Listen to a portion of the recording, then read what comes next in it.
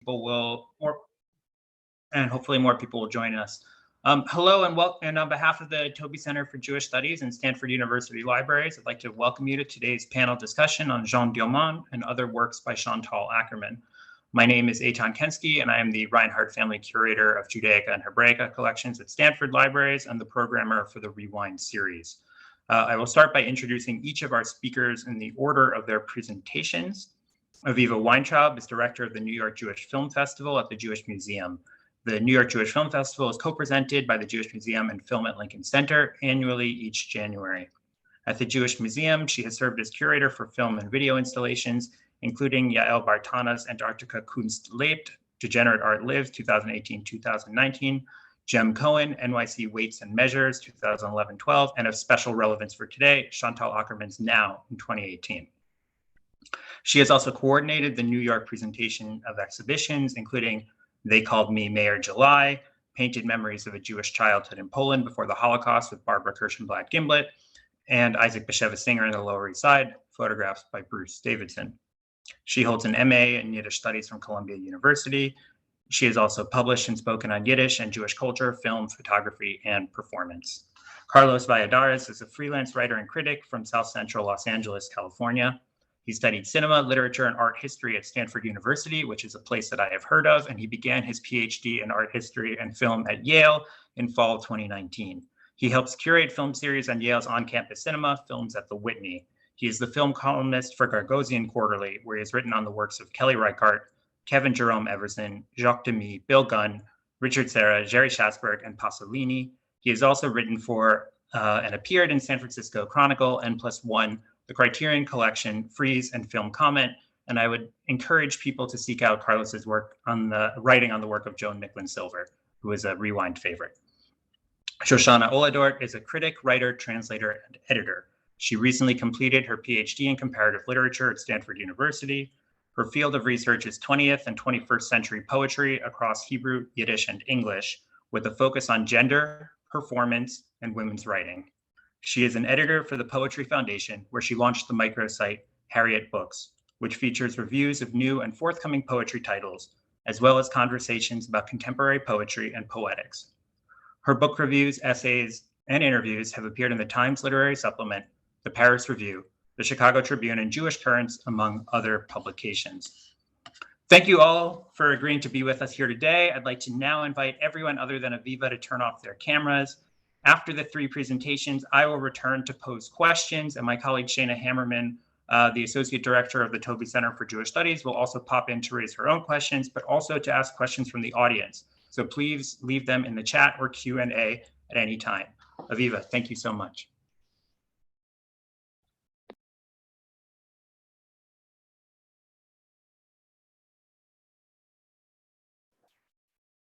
Thank you very much, Eitan. Time, home, mother. These are the salient elements in Jeanne Dielman, 23 Quai du Commerce, 1080 Bruxelles. And they are the themes that occupied Chantal Akerman throughout her life and which she explored in film after film. Time. Before even watching Jeanne Dielman, we might notice its long running time. Before that, we might even notice that the film's full title, Jeanne Dielman, 23 Quai du Commerce, 1080 Bruxelles, takes a long time to say. The 3 days covered in Jeanne Dielman's life take over 3 hours to watch. Many of Jeanne's household chores are depicted in real time. Akerman explores and perfects what becomes a hallmark of hers, the long take.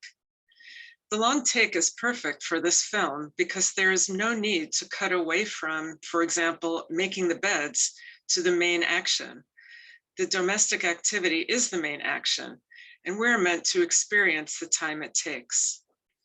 The entire span of day one is concerned with the quotidian as Jeanne cooks, cleans, and tidies. In 1975, when this film was made, this foregrounding of domestic routines was quite radical.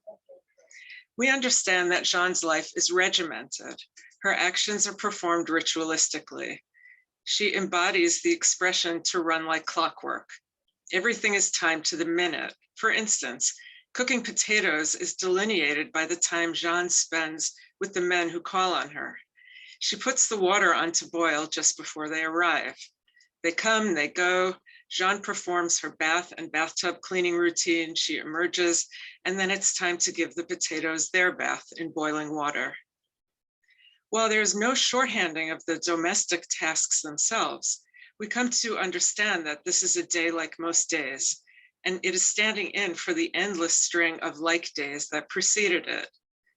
This regimen, which includes turning lights off and on as she travels around the apartment, appears to give the tightly wound Jeanne a sense of control. But when she accidentally gets up an hour early and sets out to shops which are not yet open, it upsets her to have an extra hour to account for somehow.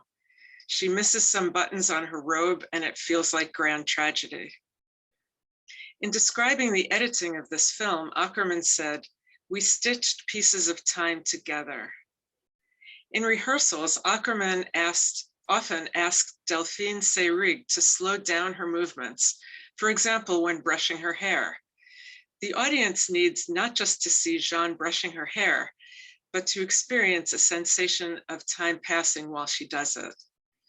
Though the film is largely shot inside the apartment, Jeanne does periodically venture out, and it's almost shocking the first time she leaves. Notably, she passes a wall of clocks in one of the shopping areas she visits. Home. For Akerman, the home is an exterior manifestation of the person who lives there. For her, clean and orderly means repressed. Akerman's first film, a short called Saute ma ville, Blow Up My Town, that she made at age 18 in 1968, set up her lifelong deep probing of domestic space. For most of the film's 13 minutes, we're in a kitchen, her parents' actual one, as she maniacally cooks, eats, cleans, and gets ready to blow things up. The kitchen is mirrored by the one in Jeanne Dielman. On viewing interviews Akerman conducted with her mother Nellie over the course of several other films, we might experience a shock of recognition. Is Nellie sitting in the kitchen from Jeanne Dielman?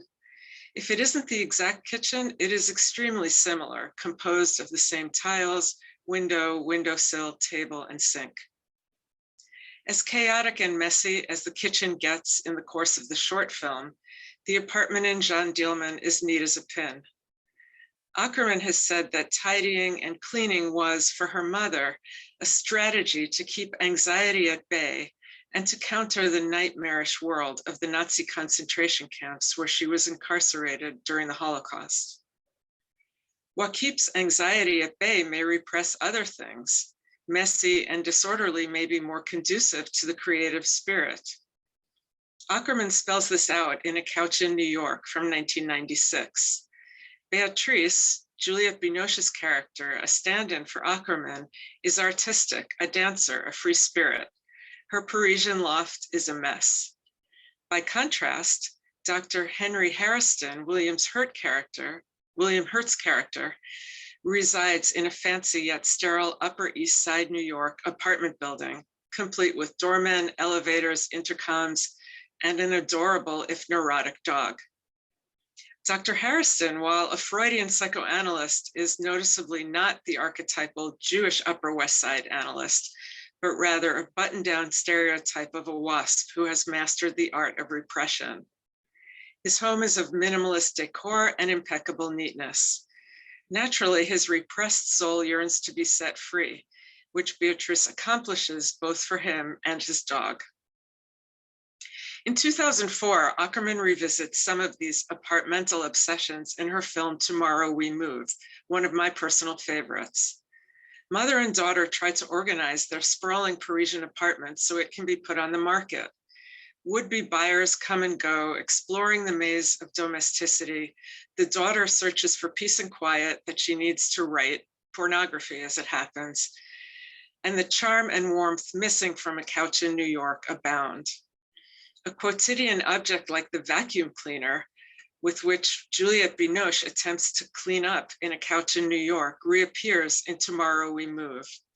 But here it is hooked up incorrectly, so the ashes are released into the air. a manifestation perhaps of the Jewish trauma of Auschwitz, released from repression in this general chaos of the home. Mother. Akerman discussed in interviews that Jeanne Dielman's household activities, cooking, cleaning, making beds, were modeled after her own observations of her mother and aunt. In the documentary Around Jeanne Dielman, filmed on set, the cast members discuss methods for breading veal cutlets and how it should be shown in the film. The discussion goes on, everyone has an opinion until someone says, "This is how Chantal's aunt did it," and that ends the deliberation. That's how it's done. The domestic space serves as the concretization of the mother-daughter bond in all of its sweetness, suffocation, and complexity. In A Couch in New York, Beatrice states, "To me, the worst thing about mothers is first they grow old, then they die, and then you have no mother." Truly for Akerman, I think this was the worst thing. In her final film, the documentary No Home Movie from 2015, her mother, Nellie, is ailing and at home with a caregiver. And Chantal's visit. Ultimately, Nellie passes away, and heartbreakingly, we see Chantal alone in the apartment drawing the curtains. Film critic and scholar Jim Hoberman referred to Akerman's mother's apartment as Akerman's true motherland. The domestic interior was her anchor to the world. Once Nellie was gone and the apartment was emptied, did Akerman have no choice but to exit the space? Thank you.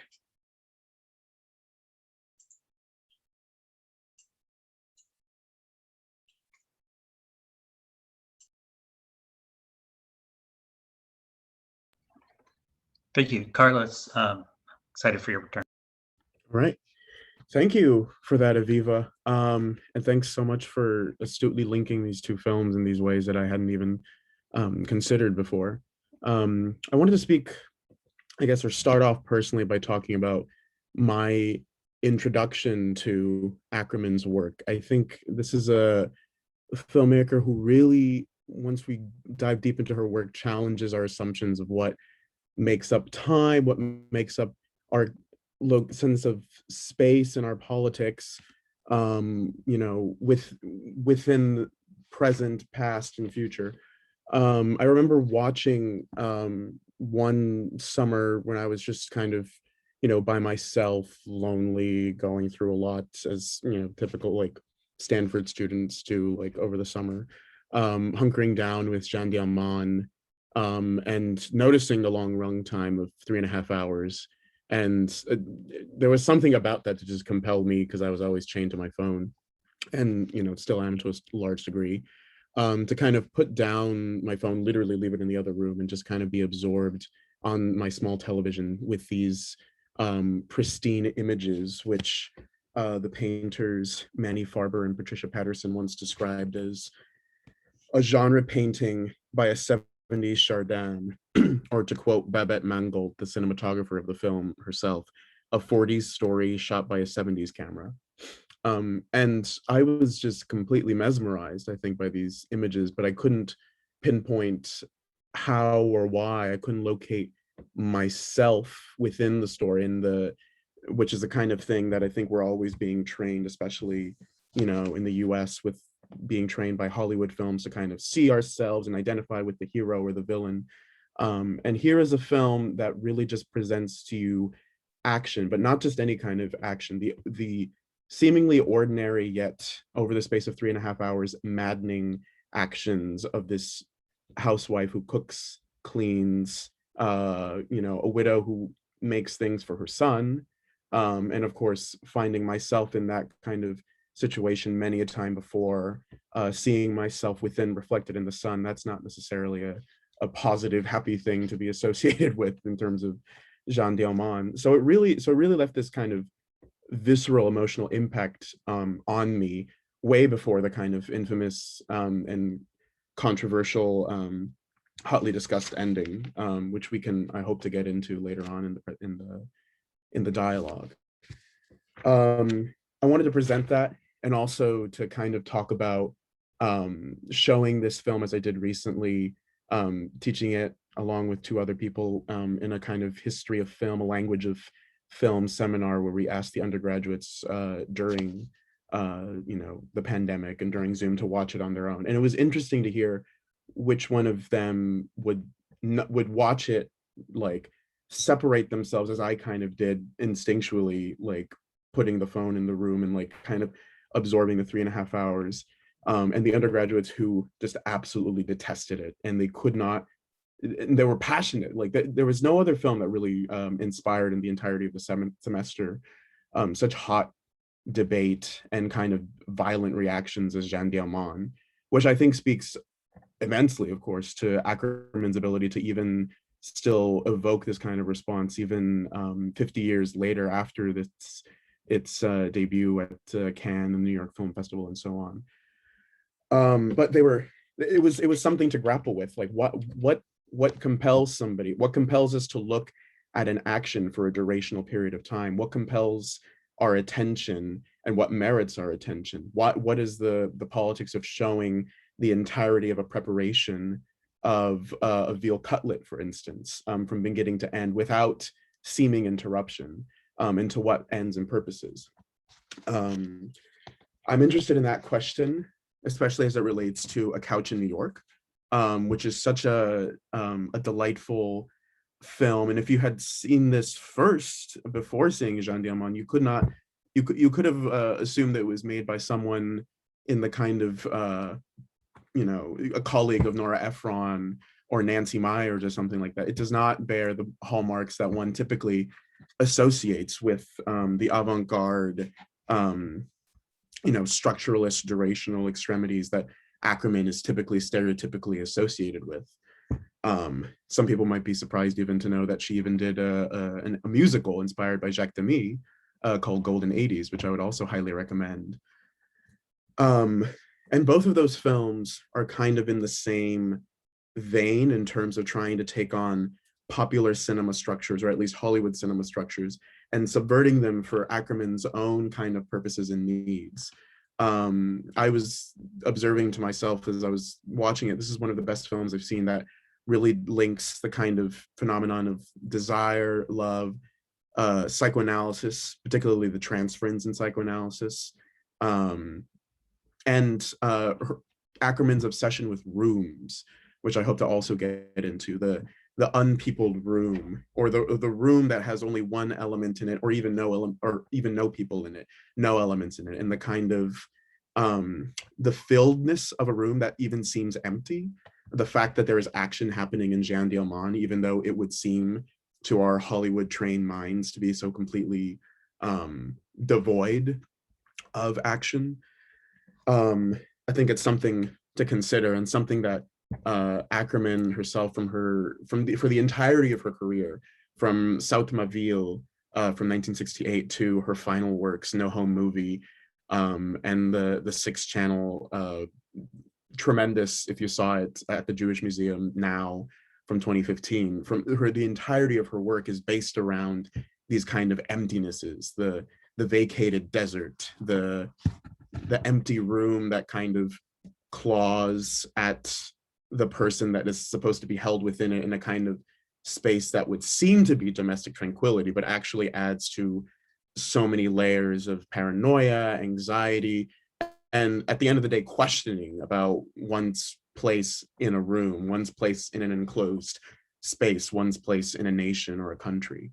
And so there's so many things to say about Akerman, but I hope that gives you a kind of a personal sense of where I, as a cinephile, as a critic, am coming when it comes to Akerman, who I consider to be one of the unqualified geniuses of the cinema, and we are still reckoning really with the kind of challenges to perception, to existence, to identity that she has thrown down consistently time and time again in her works around the world. So.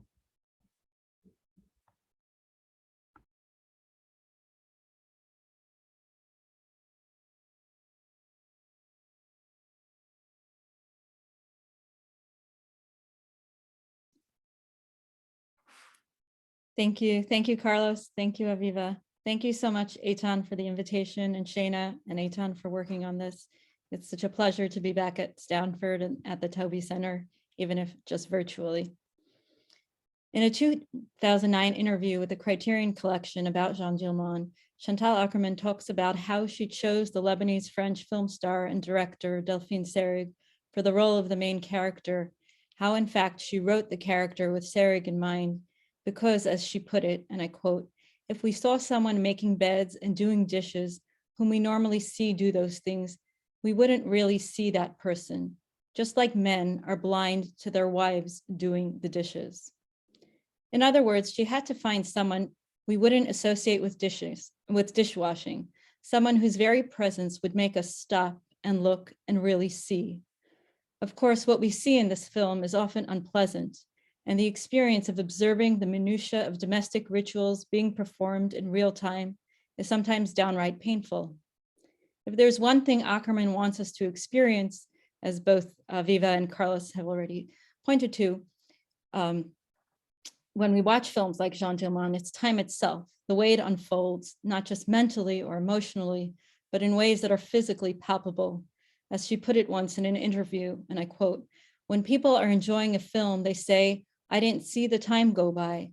But I think that when time flies and you don't see time passing by, you are robbed of an hour and a half or 2 hours of your life, in this case, 3 hours, 3.5 hours, because all you have in life is time. With my films, you're aware of every second passing through your body."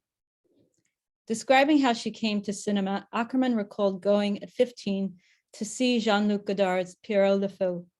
The outing was intended to pass the time, she explained, but she was unexpectedly transfixed by a movie that struck her as poetry, and she decided to go into film. Akerman's films are themselves a kind of poetry, by which I don't simply mean that they are works of art and hence poetic, but rather that there are certain formal qualities to her films that make them resemble an actual poem. With Jeanne Dielman in particular, I'm thinking about the rhythms and repetitions with only slight variations that produce an almost incantatory effect. In poetry, as in prayer, and Akerman pointed to Hebrew prayers and liturgy as an inspiration for this work, the repetition of words and phrases produce a litany, and the film achieves something similar, a kind of visual, three-dimensional litany of the quotidian. Of course, the flip side of this litany-like incantatory effect is boredom. A film that was purely repetitive would be unsustainable, much as pure repetition would be unbearable in our actual lives. What makes it possible to get up in the morning, even as we know that in large part our day will resemble the day that came before it and the one that will follow, is the capacity to introduce difference into a sameness that would otherwise feel suffocating. But the variation in Jeanne's day is so subtle, it's practically non-existent, and her unraveling feels both shocking and also, while not at all predictable, nevertheless inevitable. It's hard to say with certainty what precipitates the character's loss of control. Is it her seemingly inconsequential failure to cover the tureen in which she deposits the money she receives from the client who visits her for sex that day? Is it the fact that she overcooks the potatoes, or that she wakes too early with too much time to spare in her day? All of these truly minor transgressions and the unraveling that follows feel so acute, not only because they are in such stark contrast to what we have come to expect from Jeanne's heavily regimented schedule, from her fastidiousness with every aspect of the domestic chores that consume her life, but also because of the control with which Akerman directs this film, and all of her films really, the carefully calibrated framing of each long take, her vigilant protectiveness of the character's interiority, and even of the physical spaces in which these scenes unfold. Often we are on the outside of a room looking in, but even when a shot is taken inside a room, we are never privy to the inner thoughts or perspective of the main character. If film has that particular uncanny ability to collapse the borders that separate a viewer from their subject, Akerman insists on holding up that separation, going out of her way to preserve the distance necessary to really see the other as not merely an extension of oneself, to accept the radical alterity of the other.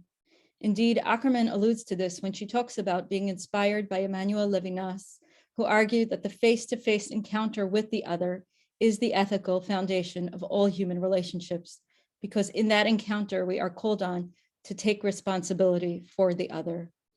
The gap that Akerman opens up between the viewer and the one being viewed is also, no less importantly, a refusal of the penetrative, interpretive gaze that would reduce the other to a mere symbol, in this case, of the female experience.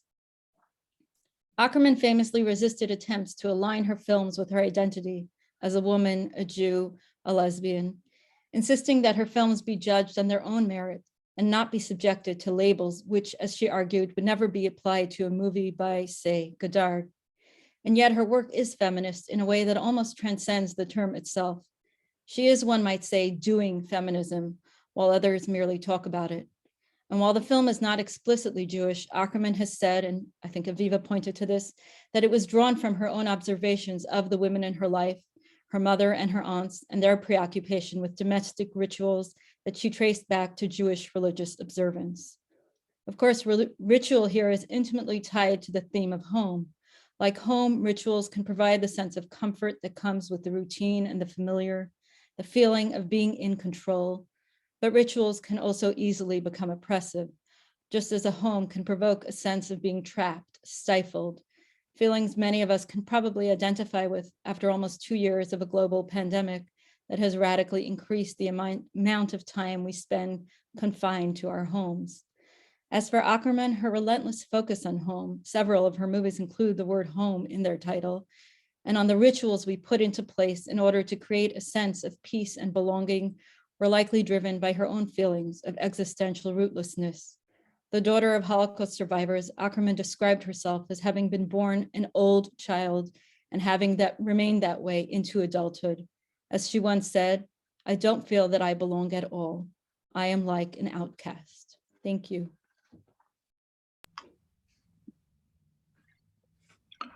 So thank you, Shoshana. I'll invite everyone to turn their screens back on and keep themselves muted or unmuted, depending on how you like to chance things. I want to thank you for everyone for their insights on Jeanne Dielman and the work of Chantal Akerman more generally.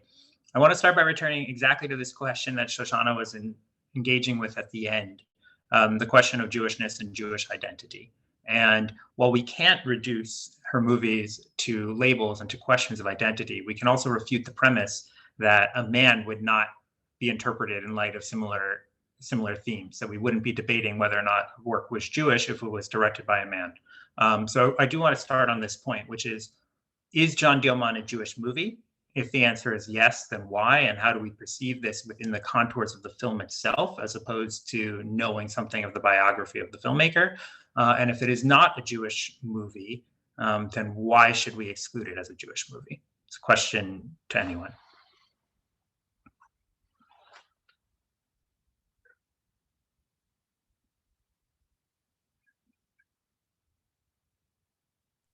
Well, I'll just jump in and say, I think I personally would count it as a Jewish movie. There are Jewish movies that have carefully placed Hanukkah menorahs so that there is no doubt of a person's identity, other clues like child having violin lessons, talking about kosher laws, etc. But, I think for me, Chantal Akerman kind of operates on a higher plane, and I could probably also argue that it's not a Jewish movie. It's certainly not just a Jewish movie, but there's no doubt about it that the history of Akerman's family plays into the way Jeanne Dielman is portrayed. And, that's kind of as Jewish as it gets for me.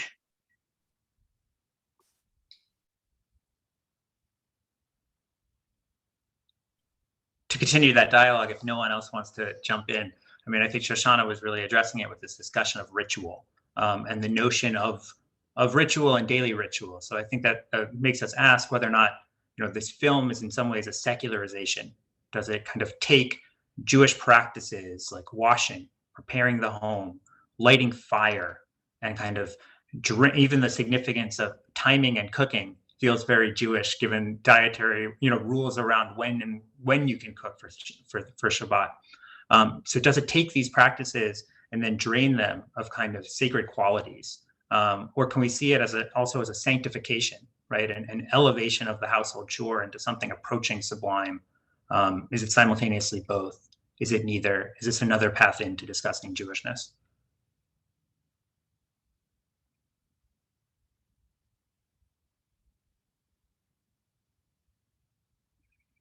Shoshana, since you talked about ritual, Yeah. perhaps you can respond. Yeah, I mean, I think that's a really interesting question. I want to say that in some sense there is a sanctification going on, but to what end, I guess, would be my sort of follow-up question. So this is maybe a way for her to elevate the domestic space and this life that she leads, but where does it get her, I guess, is what I then wonder. And this sort of takes me back to the question of whether, these rituals are in fact coming out of a kind of what she described as the Jewish rituals that organized her own life as a child until her grandfather lived with her until she was 8 years old, I believe. And so her family did observe Jewish ritual practices. And so, yeah, I'm curious to hear more.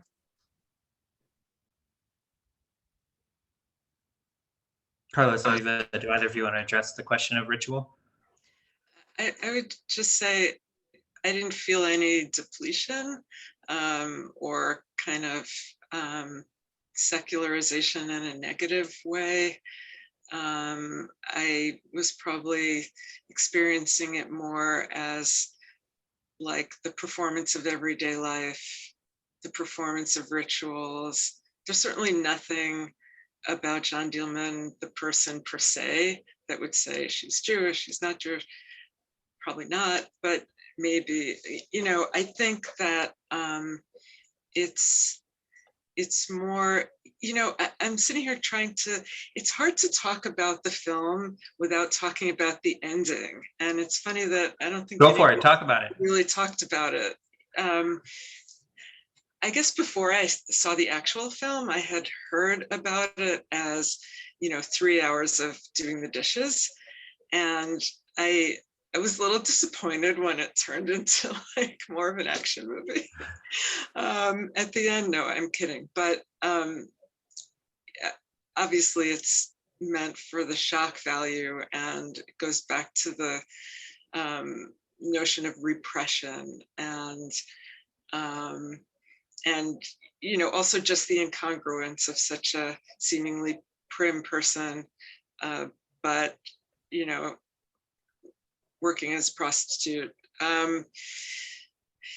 So it's the rituals are just so completely in the film. Now I'm lost in the rabbit hole of where Jewish ritual ends up in all of this.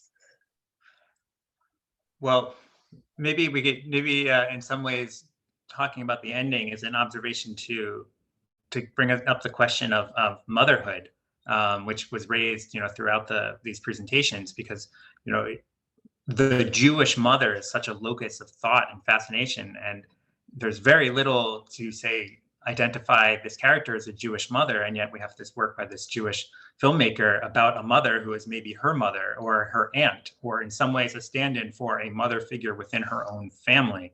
I do think it's interesting that we get a few spare bits of information about Jeanne Dielman's background, which is that her son speaks with an accent, and he's had to learn to undo it, to kind of speak French in the proper way, and that the liberation is in some ways impactful for them and sets in life her sister's kind of new life in Canada. So what if she is not phenomenologically Jewish or identifiably Jewish, she is also in some ways an outsider, that they have moved to Brussels and they have had to adopt this version of French, or that their son has moved into a circle in order to adopt this version of French. So perhaps we can use that notion and what it would mean for her son to talk about the Jewish mother, or just motherhood.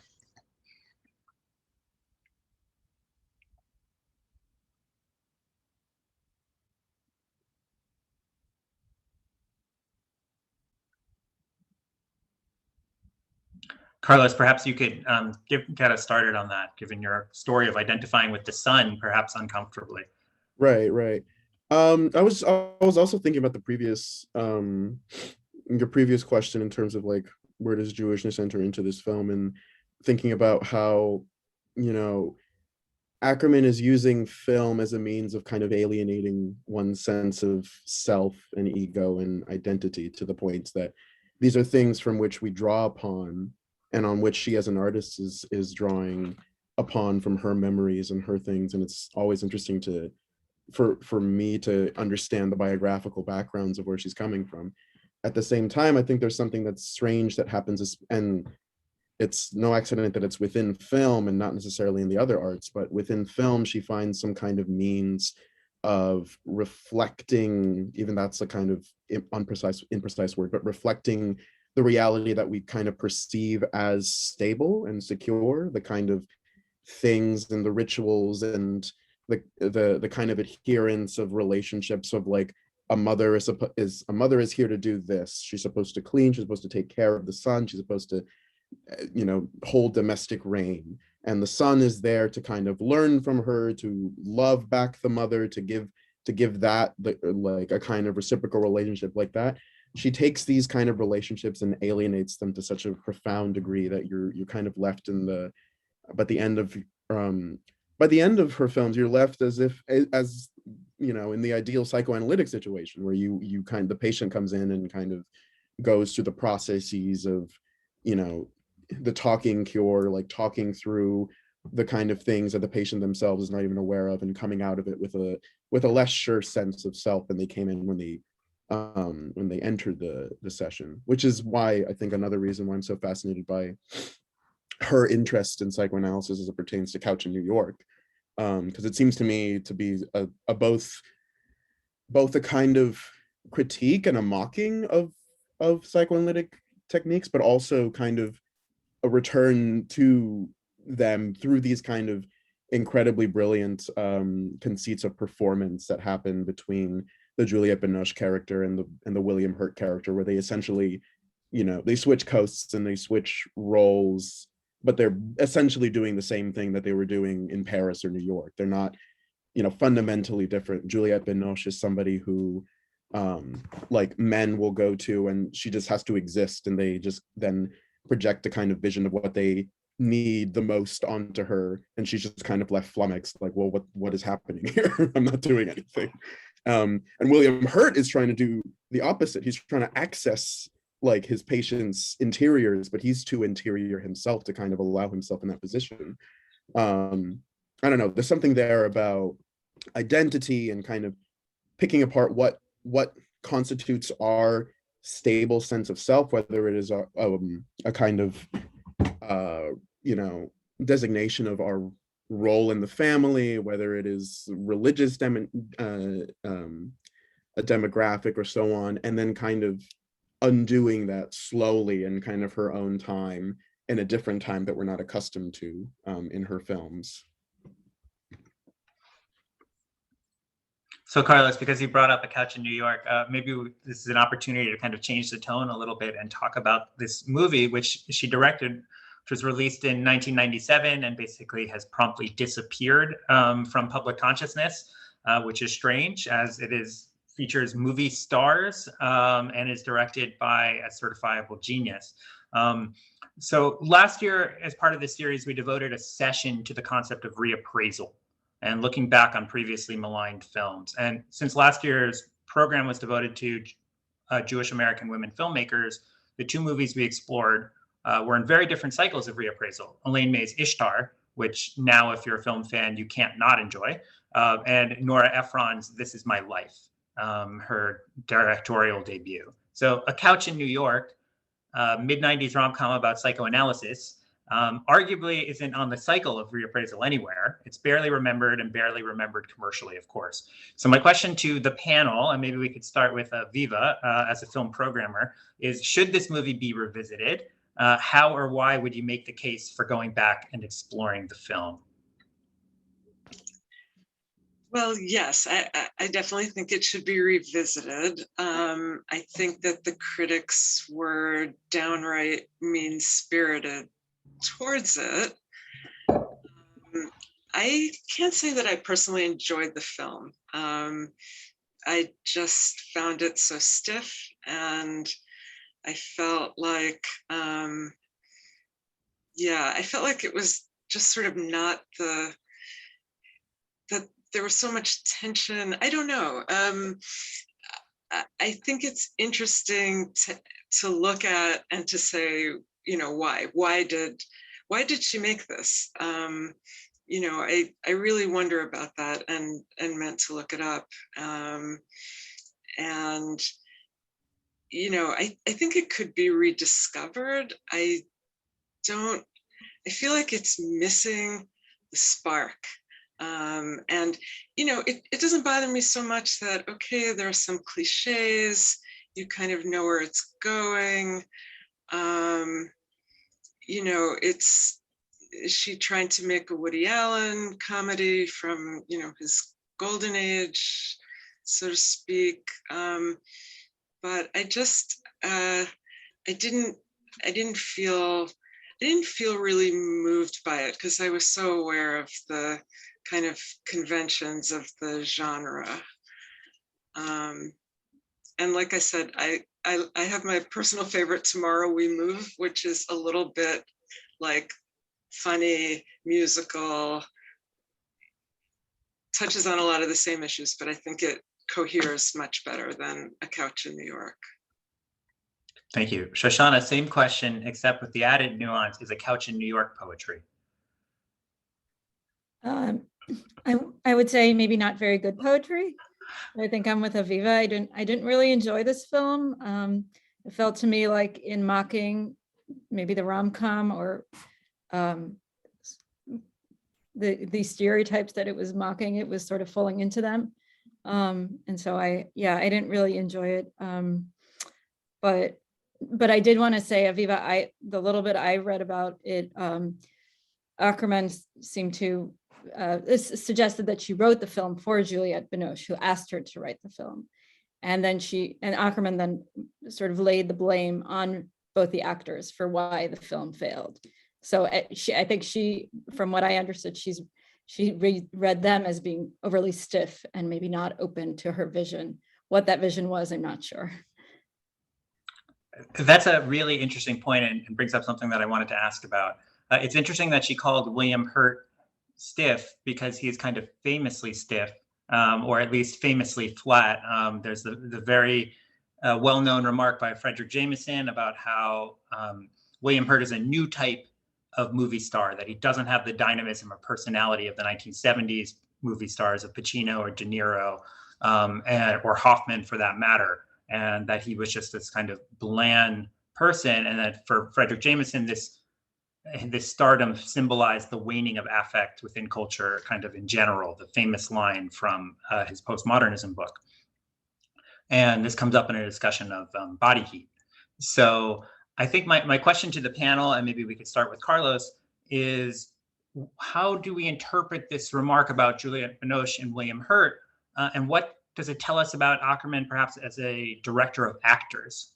So what can we learn by thinking of and mentally comparing Delphine Seyrig and what Akerman gets out of her to Juliette Binoche and William Hurt and their performances in her film? So what does Akerman bring out of actors, and what do they bring to these films? Yeah, I think it has something to do with the question of collaboration and how Akerman is interacting not as a kind of typical, especially in the case of Jeanne Dielman, which I think it's almost most clear amongst all her films, that this is not just a film by Chantal Akerman. It's also a film by Delphine Seyrig, and also a film by Babette Mangold. It's a kind of a triad of people who are adding something particular to the formula of the film that gives it its kind of, and it's interesting to hear that she didn't feel this kind of, she felt stiffness from the Hollywood actors, because probably they're kind of reared in this Hollywood style of filming, where it's just kind of the product at the end is supposed to be some slick, glossy product that adheres to the formulaic beats, and so on. And I mean, for me personally, like not to knock those formulas. I think I'm as passionately invested, I think, in the Hollywood rom-com, especially of the 30s and 40s, as much as any cinephile. And but I think there's something there about collaboration and how the director is interacting with the actor to get this kind of performance that is not a typical one, that doesn't adhere to the kind of typical beats that you're supposed to hit, like on page X of the screenplay or what have you. And also says something that, it could be argued the most animated performance in A Couch in New York is the dog, which is Akerman's own golden retriever. A friend of mine who loves this film, she said, like, this is like the apex of golden retriever cinema, and I was just like, that's brilliant. I'm gonna say that. I'm gonna repeat that sometime today, and I have. So, but yeah, no, but something about that she gets this, I would argue, dynamic performance out of this creature that can't even respond to you. And I think that goes with this kind of concept of the people that the director themselves can't even imagine, this kind of capital O other that is distant from the ego and that is distant from one's immediate world.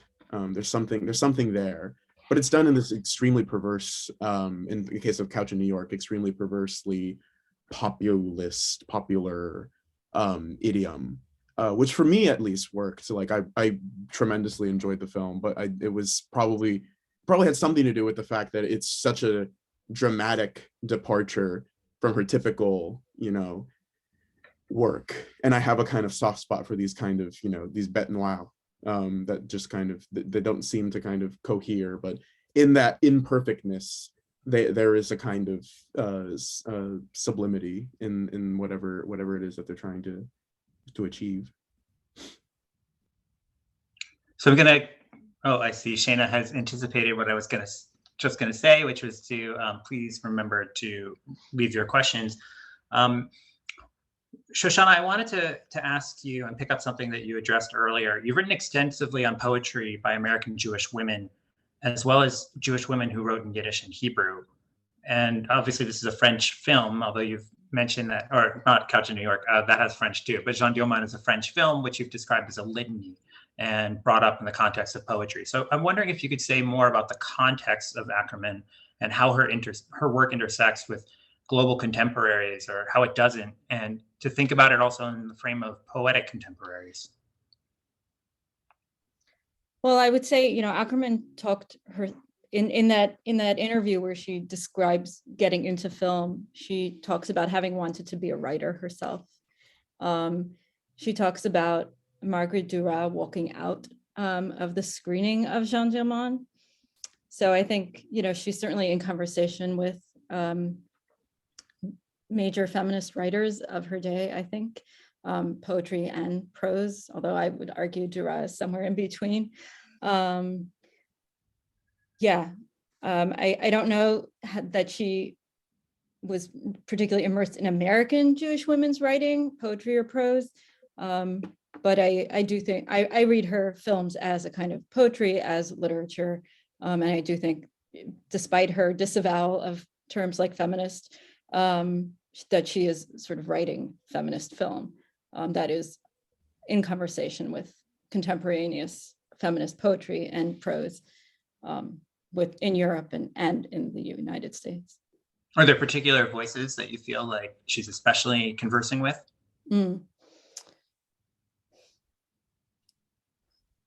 Well, I mean, in my own work, I've thought a lot about her in conversation with Gertrude Stein, which is, I think, I find that interesting because, of course, the overlap of identities in terms of both of them being Jewish women who are queer women, both having lived in Paris at different times. So, and I more specifically, I read in Stein's poetry, as in Akerman's films, a kind of what I want to call like a fixation on the surface of things. So in Stein's poems, her poems really draw our attention to to the sort of the sonic and visual and oral quality of words on a page. And Akerman does something similar in her refusal to let us sort of penetrate or interpret or get beneath the surface of what we're seeing on the screen. That sort of long duration that everybody talks about, those long takes, they insist on sort of both making us see what's really happening without sort of letting us look away, but also without letting us sort of see beyond what is on the screen. So there's this intense focus on the material. So in the same way that poetry is both made up of and draws our attention back to language, I think Akerman's films do something similar, bringing our attention to sort of the objects that we see, the subject.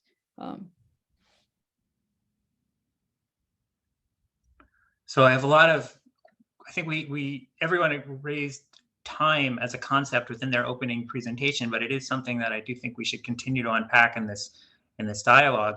Time in this movie, it seems to be ethical and necessary, that we're being asked to spend all this time with Jeanne Dielman, and it ostensibly happens in real time, but many of the actions actually seem to be slower than real time.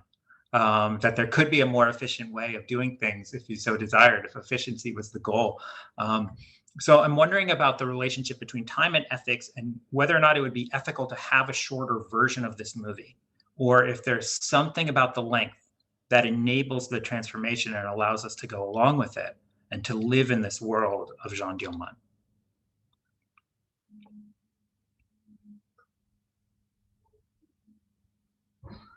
The critic Jonathan Rosenbaum once called Hotel Monterey, her 1972 film set within a New York hotel room, as a kind of sketch or a study in preparation for Jeanne Dielman. That film is 62 minutes, and there's probably something there. But it seems to me like, as far as having the film, like the 3.5 hour film, and then kind of, can there be a shorter cut of that? I think just absolutely not. I think it just kind of, it needs to be, she's kind of like this, painter who's trying to find the edges of the canvas, and then at the point at which she feels like she can go no further, that's when she stops. So each particular work is the amount of time that it needs to be. 3.5 hours for Jeanne Dielman, and the kind of length of this film, I think, has been a little bit overestimated in terms of the oeuvre of her larger work, where, you have News from Home, which is like 80 minutes, Sainte-Maville is 20 minutes, J'ai tout Hillel is about 80 minutes. She doesn't carry this through. It's not like it becomes like a thing with her, as for instance, one of her all-time loves in terms of the film world, Andy Warhol. Those films kind of are experiments in duration and are explicitly about that. But for Akerman, time is a little bit more malleable, I get the sense. And that Jeanne Dielman represents a kind of apotheosis of her kind of thinking about perception in cinema, but it's not, this thing of like that being the kind of quintessential Akerman film that people know about, yet there's so many other sides to her, and there's so many different kinds of, modes in which she works in, as the juxtaposition between this and Couch of New York just kind of perfectly shows. Yeah, parts of this film really seem to serve as a critique of Andy Warhol and his films, that kind of giving a thrust, a political intention and an ethics to the long duration, and the kind of steady camera long shots of individual objects. So I want to invite my colleague Jeanne to come back. I know that she wanted to address this question and also pose 1 or 2 questions of her own, at which point I have some final questions if there are none from the audience. Thank you, and thanks everyone. This was really, this is a film that has to be talked about. You cannot just watch it and let it sit with you, or I feel like it feels too heavy. Okay, I think I wrote down a bunch of things while you were all speaking, but I think there's one that I want to go back to, which is about the question of this being a feminist film, which you've all sort of discussed, and Carlos's story about how our conditioning to identify ourselves with characters and whether or not that can happen in Jeanne Dielman. So if we understand this as a feminist film, because what she's doing is making visible something that until this film has been invisible to viewers, and is supposed to be kept invisible, how a woman prepares herself, her body, her home. That's the invisible part of womanhood. Even things like eating, right? We don't usually watch people eat. There are so many times on screen where people hold the fork and don't actually take a bite. So all of those things, in making them visible, it's a feminist act, right? She's exposing something that is real in the lives of women in this moment, or the expectations of womanhood in this moment. And by making it visible, sort of shocking the viewer into experiencing it. But also, this woman's life doesn't feel familiar in any way to the experience of motherhood that I've had, both as a child of a mother and a mother myself, where life is noisy. And in fact, like, silence is something that I seek out and I have to look for. So are we to understand this as a kind of universal expression of the condition of womanhood, or are we to understand this as one woman's struggle against those expectations and something really particular? So I think that's sort of for whoever wishes to address it.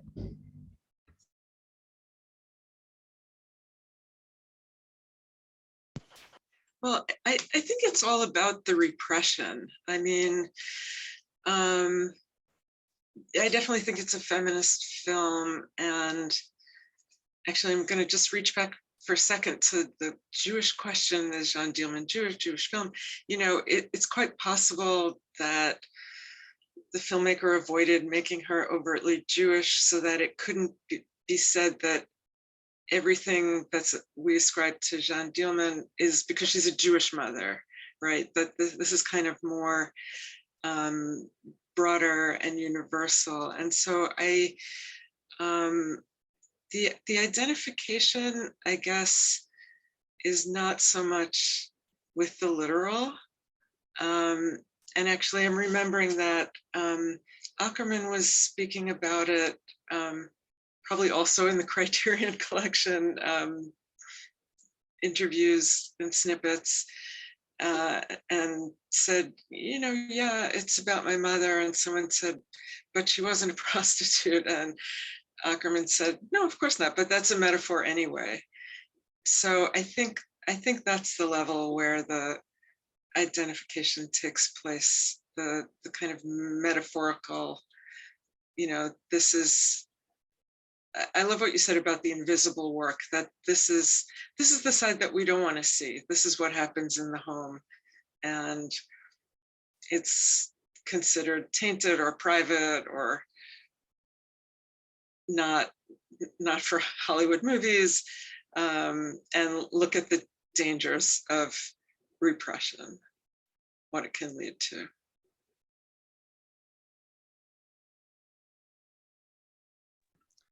Your question, Shana, makes me want to watch Jeanne Dielman with a toddler instead of an adult son. But I guess I feel likewise, and I think, you know, it's really so much about control and repressing the noises and repressing anything extraneous, right? There's no music in Akerman's film, or almost no music, except for right when she intentionally turns on the music. And that's such a, I feel like, so different from so many films. Just sort of the refusal of any distraction is itself a way of forcing us to experience what is going on. And so to Eitan's earlier question, absolutely, I think it would be unethical to cut this film at all, to shorten it in any way. I think it's all about us getting really uncomfortable having to watch her mix the meat or dip the cutlets. I think that's where a lot of its power comes from. Yeah, I totally agree with that. And I was thinking of Carlos's two student types, the ones who who really couldn't tolerate the film, and the ones who, you know, were able to separate themselves from their other distractions and just immerse themselves in the world. And my experience watching it was both of those, right? Maybe through day one, I couldn't tolerate it.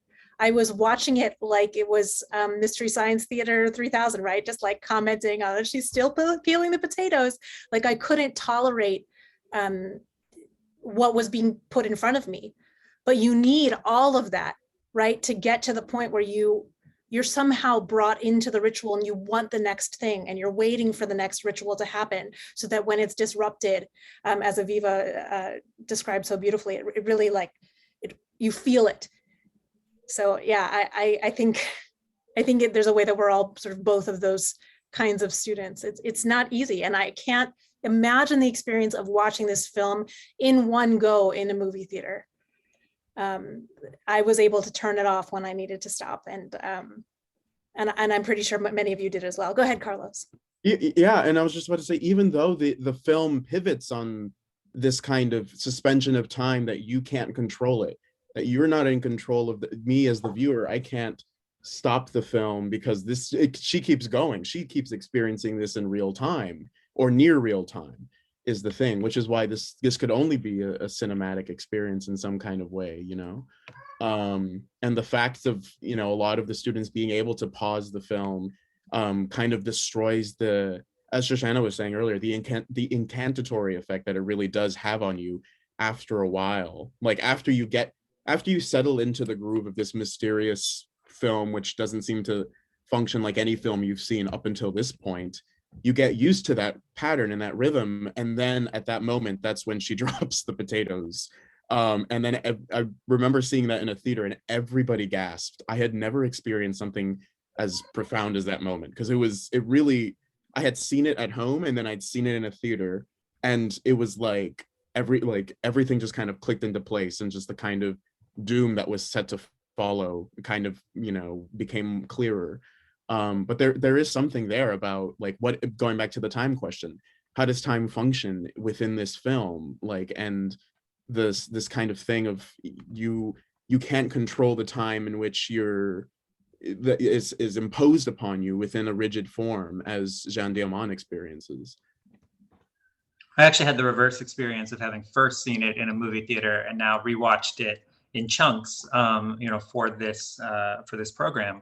And I think you can make it into your own kind of ritual of you are going to go along. You'll experience the first day with her. You'll experience, you know, the morning of the second day with her.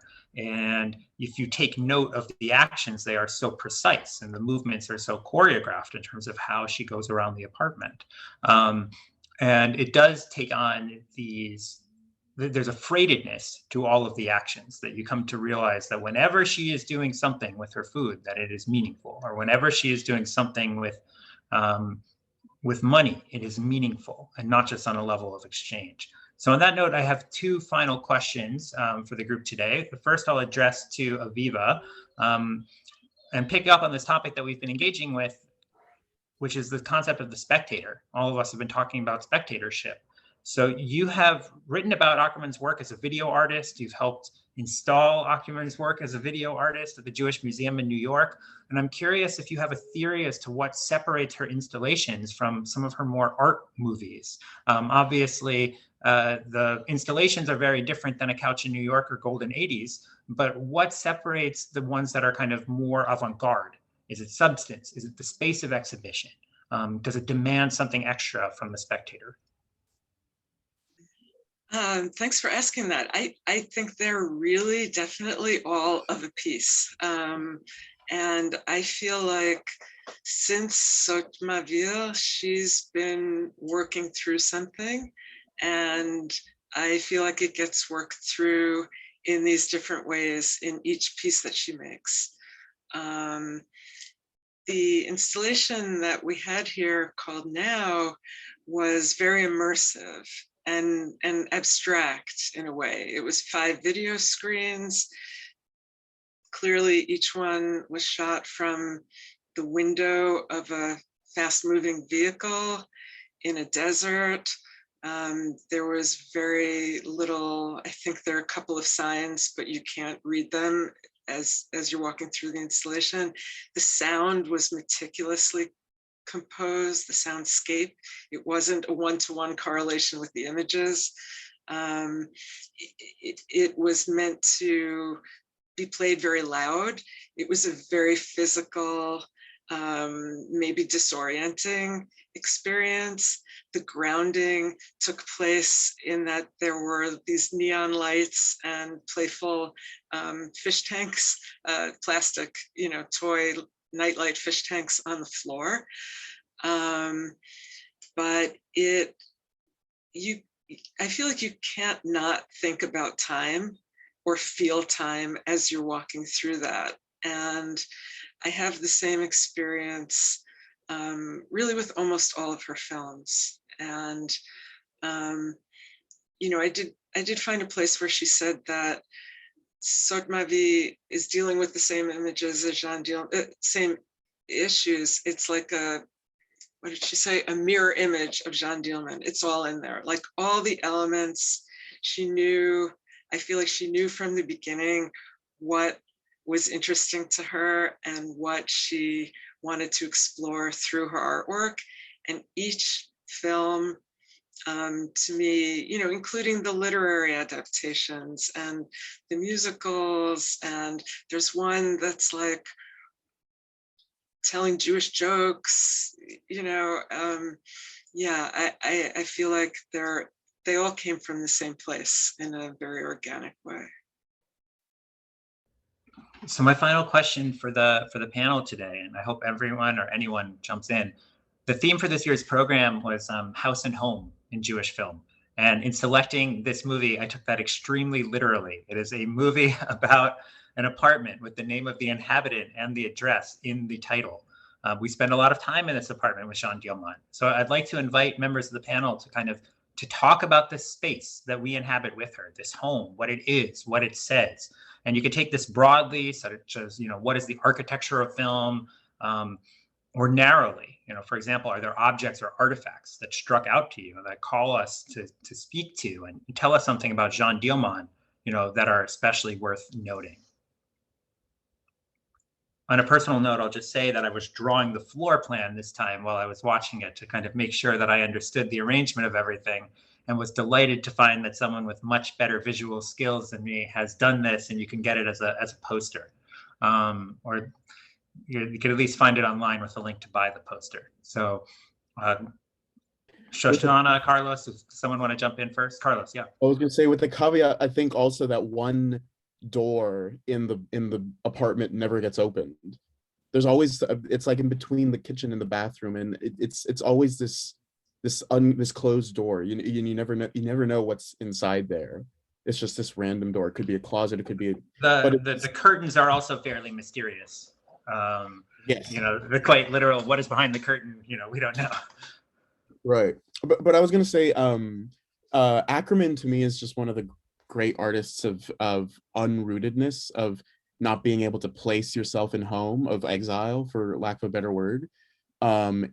She's someone who makes you kind of uncomfortable, even when you feel that you're in an assured space.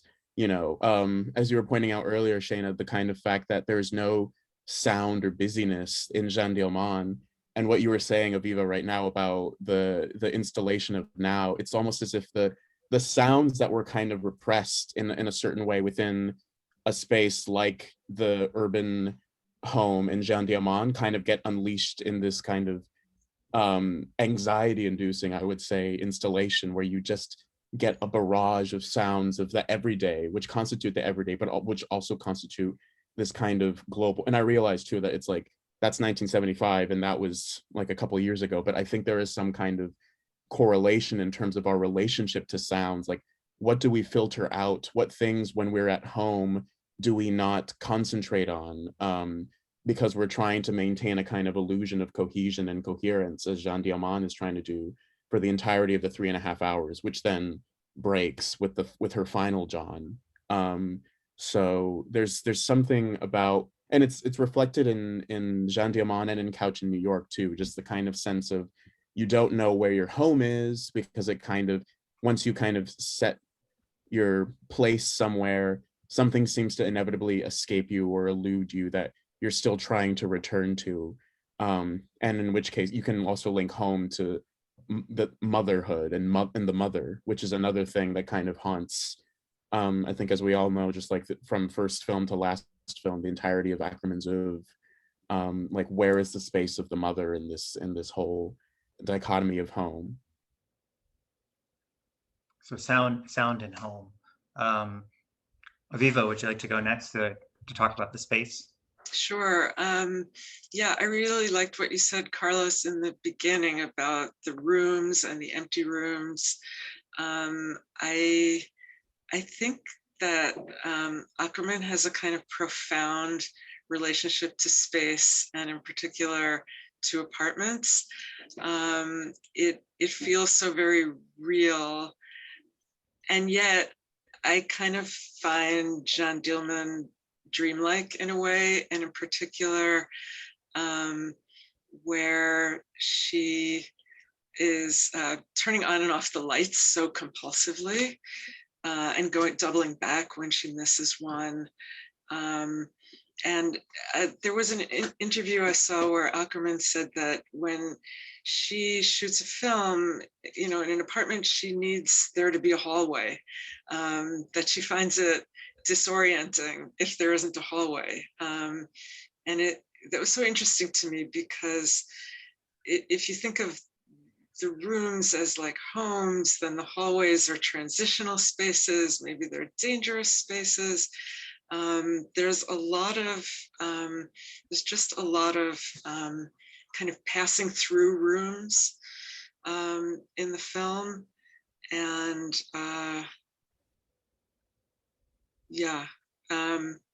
it is uncanny with that apartment showing up in all of, like, every interview I've seen of her mother and Sottmaville, and also my relative's apartment in Belgium. So, but it does feel very real, and that everything is so purposeful with her. We really feel like we know the apartment. Shoshana, did you have anything you wanted to add to close us our conversation? Sure. I was just going to add to what Carlos and Aviva were saying. I guess for me, it feels very much like this is a home that doesn't quite serve as a home. So it's sort of the aspects that make a home to us are stripped back. The degree of control and the way in which everything is so perfectly arranged just belies the notion of home, of the comfort, of ease, of sort of letting yourself just be is not something that happens in this home. That is not a home, I guess. And that takes me back to Akerman herself and her talking about searching for a home and never quite being able to find it. And I feel like that is what we see in this film. So I want to thank everyone for being here with us today. The goal of this series is always just to pick an interesting movie and interesting people to talk about it with. And I think we really did that today. I learned quite a bit. We will be announcing our winter program soon, but I will say that we are going to be staying in Brussels with a restoration of Yiddish film, Brussels Transit. I believe for the first time, there's a new, really restored version, which played at the New York Jewish Film Festival, but is not available commercially in the United States. But His Majesty, the King of Belgium, has seen fit that should be a part of this series. And we will be sending instructions on how Stanford affiliates can watch that, and also hoping to arrange a screening in person so that non-Stanford affiliates can see that as well. There are some older DVDs and VHS copies of the movie unrestored that do trade. So thank you to everyone. We hope that you'll join us for future programs. We're going to stop the webinar recording.